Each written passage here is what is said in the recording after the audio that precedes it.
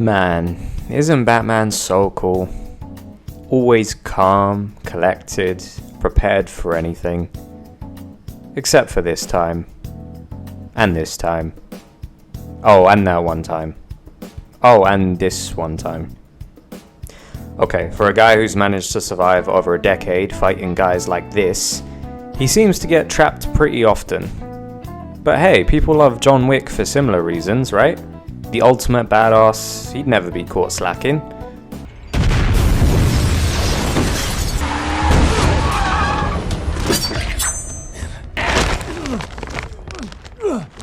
Wait, really? This is your GOAT? Alright. What about this show? Warrior. I mean, it's called Warrior, and it's based on old Bruce Lee scripts. Surely this protag wouldn't be caught dead in such a vulnerable position.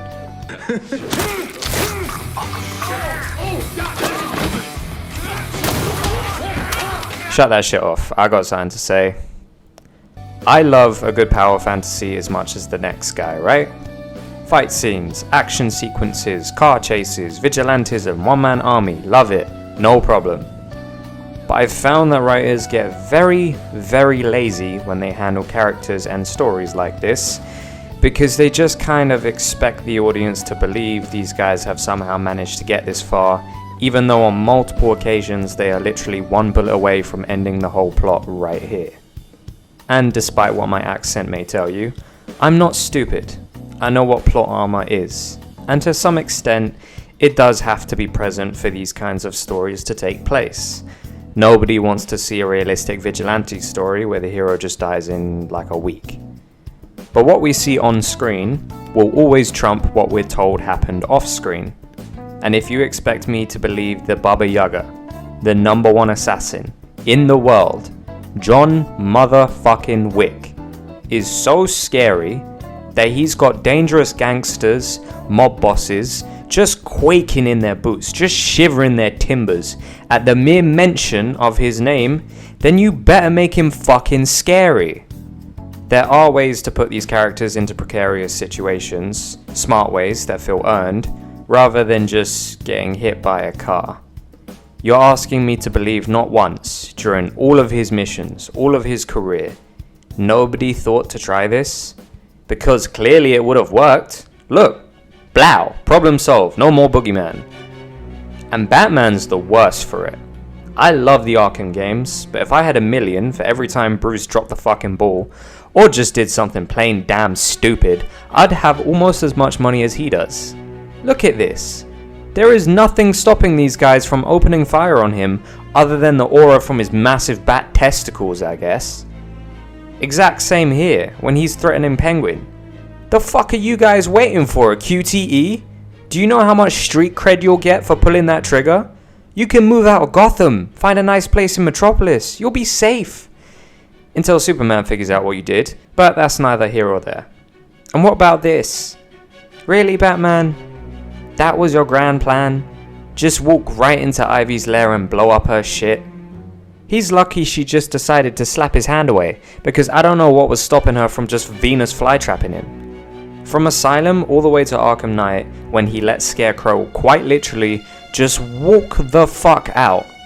Why would you turn away from one of the most dangerous bioterrorists in the world, Batman? And here, Robin's fucking dumb too. This Harley's still mourning Joker, so the most in-character thing for her to do right now is just light his ass up and deal with Batman later. Even prior to that, Harley managed to pop Batman in the chest, knocking him out. And then she puts him in a little sphere, so he slowly suffocates. Are we fucking joking? I get the idea that the Harley wants to make him suffer first, but if it's really that easy to pull up on Batman, surely somebody would have done it by now. It just breaks my immersion beyond repair. If you want me to believe these guys are incredibly exceptional, then the only way they should be caught out is by exceptional circumstances, not a simple gunshot. There are good examples in Batman where people get the upper hand on him, but in a way that feels earned and makes sense. Like here, when he thinks Joker's dead. This is obviously a big shock to Batman, so I don't blame him for getting snuck up on by the real Joker. It doesn't feel like it portrays the idea that this is the Batman, you know what I mean? Or here, where Scarecrow punks him yet again, but at least this time it's because he's having visions and hallucinations. There are ways to make him slip, but it has to be out of his control, or at the very least, something he's never encountered before. Otherwise, he wouldn't be Batman. He'd have been dead a long time ago. Same with John Wick. If I'm gonna buy that he can do all this shit, at no point should he be in a vulnerable position. And if he is, you better give me better than a fucking car or a baseball bat. If you want another good example, Punisher. In the Daredevil show, there was a moment he was surrounded by a bunch of gangsters with guns. This is the location where Frank's family died, so I can believe he's probably not at the top of his game right now. They also lured him there over the course of a couple episodes, and they needed him alive because he had some info they needed. Great, it ticks both boxes. He found himself in a vulnerable position because it was an exceptional circumstance, and there's a logical reason why these guys aren't just turning him into mincemeat. What's even better is Punisher isn't the kind of guy who would give a fuck either way, so he starts blasting regardless. It also has the added bonus of being a younger version of Punisher. He's only been in the game a few weeks by this point, so it's not as hard to believe he'd be caught in a situation like this. I am absolutely fine with this scene. Another good example is Cyberpunk Edgerunners.